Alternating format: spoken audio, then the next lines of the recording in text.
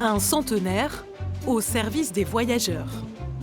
115 ans que ce tramway relie Lille à Roubaix, Lille à Tourcoing via les grands boulevards.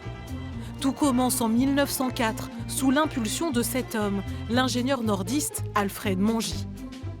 Imaginez, ici autour, c'était des champs. Il a dessiné la voie pour les charrois agricoles.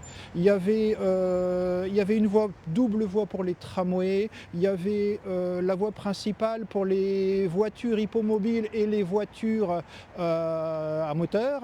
Il y avait la voie pour les piétons. Et de l'autre côté encore la voie pour les charrois agricoles qui remontaient dans l'autre sens.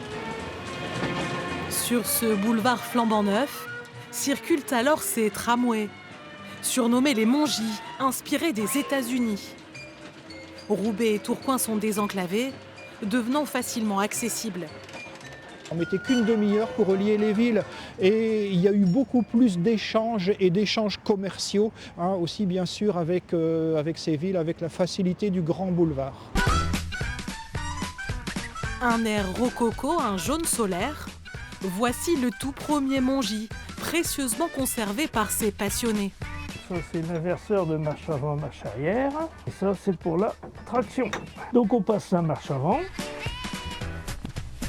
On lâche le frein et on donne un coup de cloche.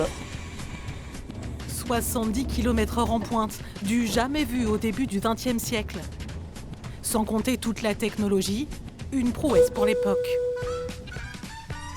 Avant, le frein du tramway, c'était une manivelle qu'on tournait pour freiner. Et avec ces machines ici, on a de l'air comprimé, donc il permet de faire le freinage du tramway sans trop se fatiguer, sans rien faire, quoi. Chauffage au sol, lustre au plafond. Le haut de gamme se trouve aussi dans le wagon. Pour l'époque, c'était très luxueux avec des essences de bois différentes, 4 essences exactement. Des banquettes inclinables. C'était très souvent très plein, tellement plein que parfois même les gens s'infiltraient entre les 4 personnes assises, où on se mettait à 3 par banquette, on se serrait. On arrivait peut-être à 100 personnes dedans.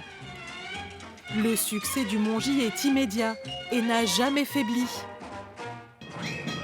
Au milieu du siècle, quand partout les tramways disparaissent, celui-ci se modernise. Actuellement, le Mongy transporte à peu près 5 millions de voyageurs dans une année.